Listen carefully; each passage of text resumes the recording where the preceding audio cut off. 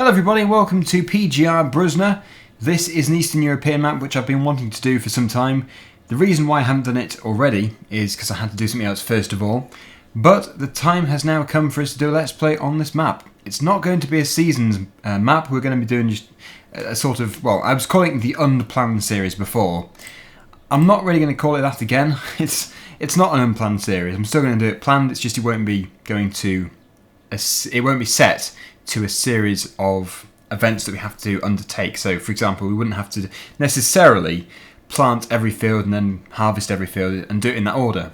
So it's just a bit of a looser gameplay. Anyway, first of all, what I do need to do is just remove every map from here, as it can cause no end of issues if you have multiple maps running. There is PGR Bruzda, and Seasons is just here, which you need to turn off. So yeah, see you in a second.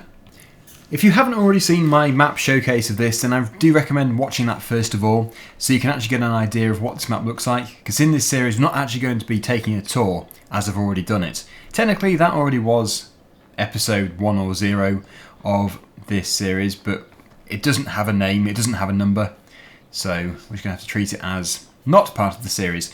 Anyway, here we are. Now what we do need to do first of all is modify our fleet. We actually start off with a very generous amount of machinery. Having said that, we do only start off with £20,000, so there is a reason for that, clearly.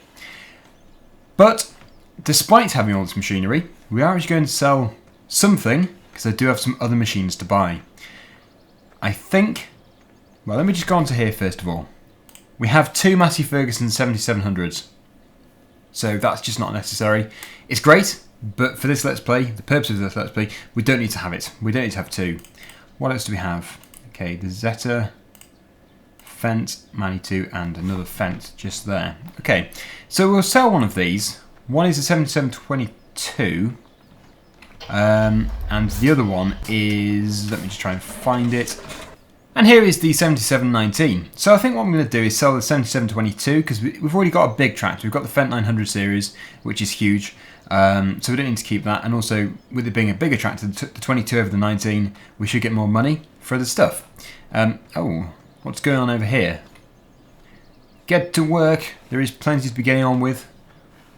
Anyway, that's our farm managing out of the way. I think we were very harsh there. What we need to do is buy, it is, let me just try and find it. Here it is, the Zetor Crystal 12011. It's a modified version. It's available on ModHub, the link will be below. And it's just nice to have an older tractor as well. We don't want to have just the new stuff. Lights inside too, all lights. We'll go with all lights, whatever that could possibly be. It's quite an expensive tractor, so we're going to have to sell the one first, but yeah, I'm not too sure what we're going to do with it yet. I don't think it's going to have too many fancy things. It doesn't really... I think probably its main job is going to be yard work. Right, so that must be the 22. I'm not going to sell it from here. We'll drive it over to the sell point so we can actually get the 20% bonus. There are also some lorries I'd like to buy. Well, one lorry in particular. I was modifying it to put my logo on it and I have stumbled across an issue. For some reason the texture is deciding to cover the entire top of the cab, like off the roof completely, whereas it shouldn't be. That's not an automatic gate, is it? How do you do it? There we go. Yeah, so before I put it into the game I am going to just keep working on it. I don't really want to put an unfinished texture in. The mod isn't by me at all. It's actually originally from Euro Truck Simulator 2, which has been modified by various modders, which is a great idea because they're very good textures and models in ETS2. But for me to actually change it from somebody else's logo to mine seems to be a challenging task. I think it's actually the shape of the logo rather than the file or anything like that. So we're going to go left here. Oh yes, just so you're aware, this isn't a realistic series.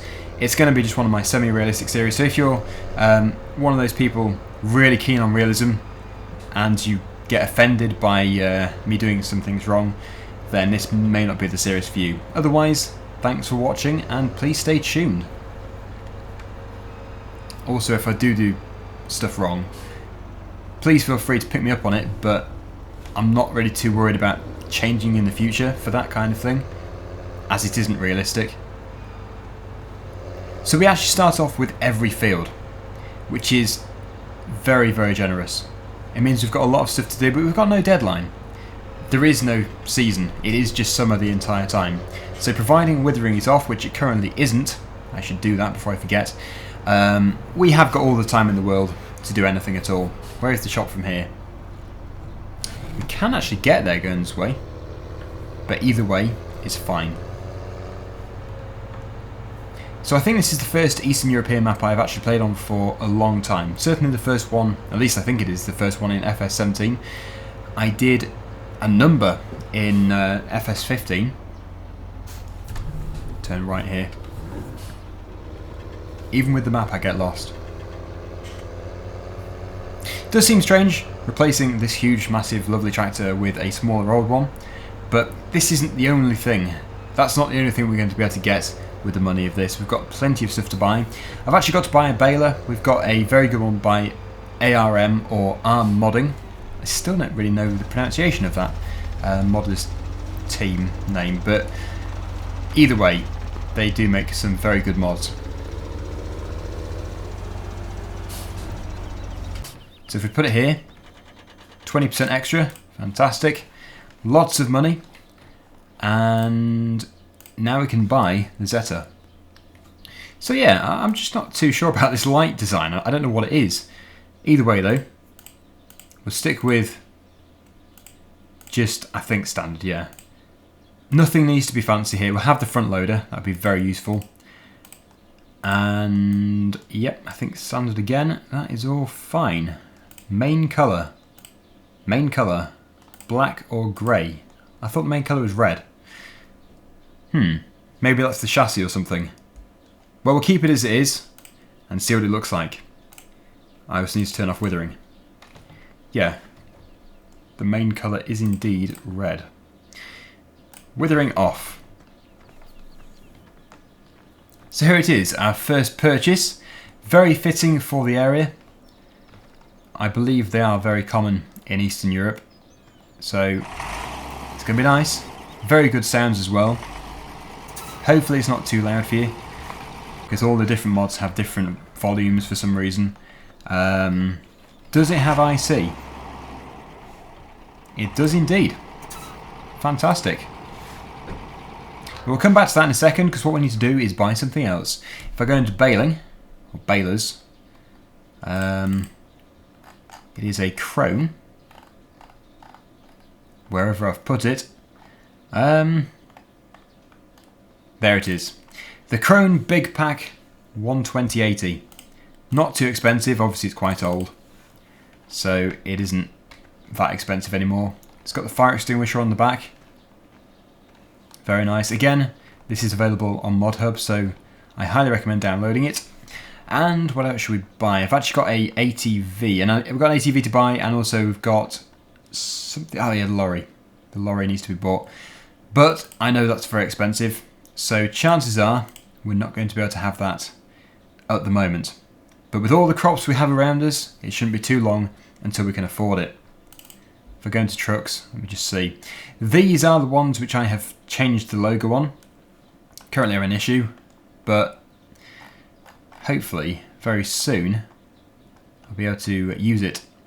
The other thing was this one here. Absolutely love the look of this. Again, it's a ModHub mod. The issue is £356,000, so not exactly cheap. I suppose there could be something which we could get rid of. The idea of this is a hook lift. It's basically for the IT runner pack, but you can get nearly any implement now for the IT runner sort of thing. The same style, hook lift, attachments. You can get pretty much anything. There is another very good mod for that. I don't have it installed at the moment, but I probably should get it. So, for the time being, we'll just take this and the ATV and the baler. This is it. Somebody's finally converted it over from FS15, the CanAM, with wheels, because before it used to have the tracks for FS17. It is £16,000. That is a good point. It should be in euros, but the issue with that is if I go into Euros, I'm going to forget, and I'm going to keep it in Euros for the realistic series. That does sound quite loud. I think I'm going to have to modify the files for it to make it quieter. Oh, it does leave a few plumes of smoke. Lovely. Not lovely for the environment, but fun to watch. That should be a big enough tractor for this job. Oh yeah, also we've got to change something else here too. That one. Automatic engine start. It is the Outlander. I do like this mod. I had it in Sandy Bay in FS15 and it really did fit in well. So we'll stick it on Follow Me as usual. We'll have that following this and we'll take it back to the yard. Off we go. Looks a bit heavy, but nothing the Zetor can't handle.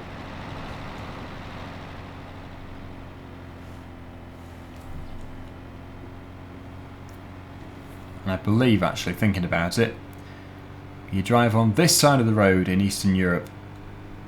I don't know exactly which country this is, but this thing is fast. We can't go too fast because the tractor is going to lose us. It's on the way. So I think actually every crop is still growing. Despite us having a field of crops everywhere, we've got loads and loads of crops in every field. We're going to have to wait until we can actually harvest them. And this map does have some gigantic fields. For example, field 25. That is huge. I can hear it. It's definitely behind us. But I think you'll admit it is a very pretty and well-made map. If only it was fully seasons enabled, which I don't think it is. Should I have turned off there? I am not too sure. I'll get used to it. It takes me a while to get used to different mods and different maps. But yeah, shouldn't take me too long. I've already done a map tour after all. The good news is I didn't go wrong at all. I was still on the right track. Our farm is just quite a long way from where we were. It's up here. The tractor's still following us. This can do 51 miles per hour.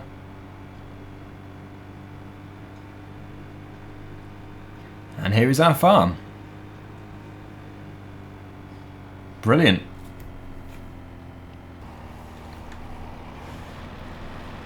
All we have to do now is find a place to put our tractor. And probably the best place for it is going to be... Whoa, look at that mud. Is, yeah, going to be around where the Fendt tractor currently is. Love the mud. The good news is I've just found another combine harvester, as you do. We actually own two, which means that I can get one of them and sell it.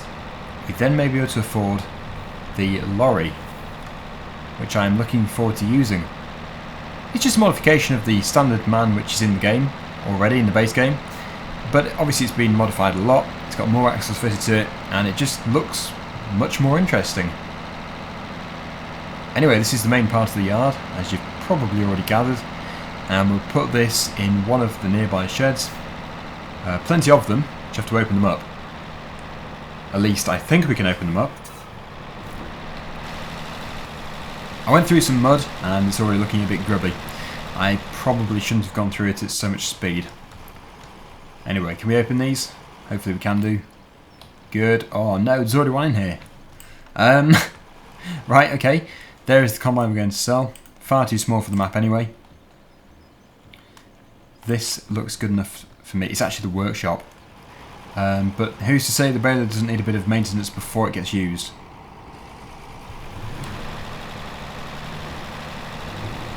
So really, the aim of this episode is just to get things sorted out and also to let the crops grow a bit more. They do need to progress quite a bit. But hopefully in a couple of episodes time we'll be able to do some silage harvests and that kind of thing. That is tight going through there.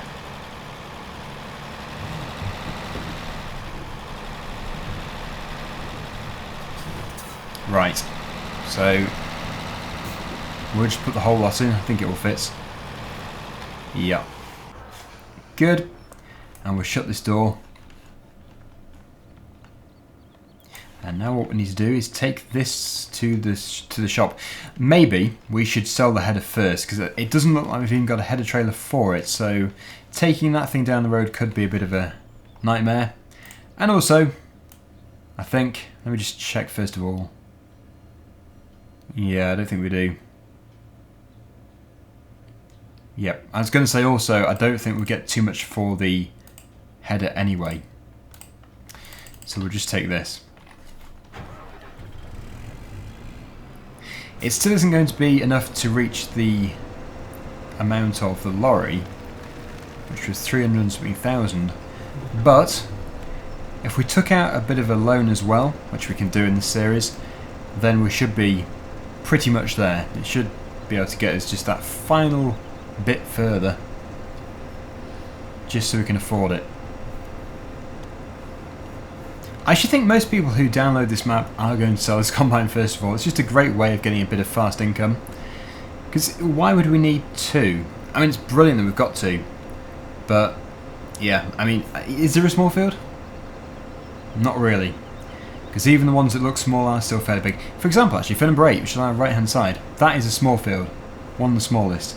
And, yeah, that could definitely be cut with a combine like this. But then, so it could also be cut with a bigger one as well.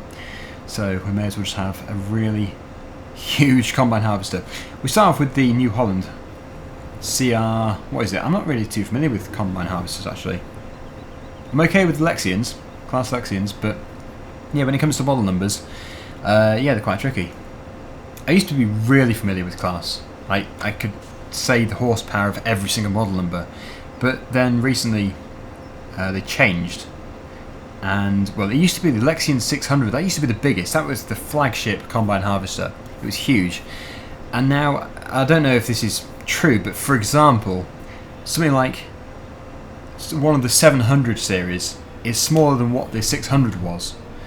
So, you get the idea that it's complicated a few things. I know a 770, that is huge. That is a big combine harvester. But, yeah, it is trickier than it used to be. So we get another £138,000 for that. Certainly not at our required figure, but I'm just going to borrow. I think it was 360 something. I think it was. If we can buy it now, that would be very useful. Pretty much 360. And to be honest, I think it looks really good in that colour. Is it that colour? I think it is. We'll go with silver. Not forestry. A spoiler would look very good actually. How does it look? It looks like a beast. Wow. Yeah. Looks very good. Look at the top. Beautiful. I suppose the blue is quite a common colour, but it suits it so well. Now, can we afford any attachments for it? That's the issue. I'm not really too worried about money in this series though. Now, what if we go into here? Yeah, it's going to be tricky, isn't it? We may just have to borrow a tiny bit more. I've just borrowed a bit more money because obviously ideally we need to have the grain container. We'll have the same colour, unless it's going to look a bit cheap. Like it's going to look a bit like a toy. I suppose actually, is that black or a dark grey? Either way, it's going to look quite good. Yeah, it looks more like dark grey, but it could just be the lighting. Wow. This is a beast. Look at the size of those hydraulic rams. I've still got the realistic fuel mod on. I think it's good anyway. Even for the unrealistic series. Interesting to see your fuel consumption.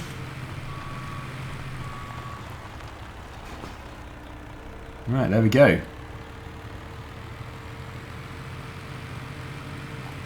Must be a very heavy thing to move.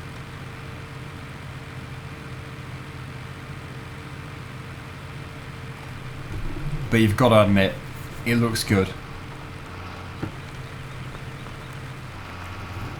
Well, I don't think there's anything else to do today, so what we're going to do is just head back to the yard, and then hopefully in the next episode we'll be able to do some harvesting, some baling, that kind of thing. Fuel consumption is currently 135 litres per hour. Wow, I would not want to have the fuel bill for this. Have I ever seen a consumption so high? No, I have not. That is ridiculous. How is it so high? We'll have consumed all of this within about 4 or 5 hours, the entire tank. I suppose it is quite fast and it's very beastly. It's 680 horsepower? Or something like that. We're on the road back to the farm now. Let's just park it up.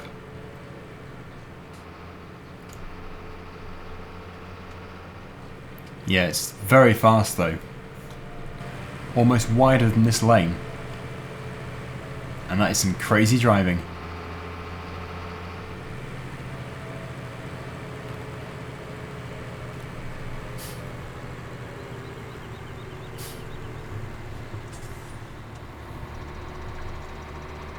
Oh yes, I probably should just apologise now for the rest of the series, because this is actually a very intensive map to run. So when recording with Fraps, it does actually pull the CPU down quite a bit. So you may experience some lagging here and there, but hopefully it won't be too bad. Just an early warning for you. It's not your computer or whatever device you're watching on. It is just every now and then this map does just suck quite a bit of power out of the PC.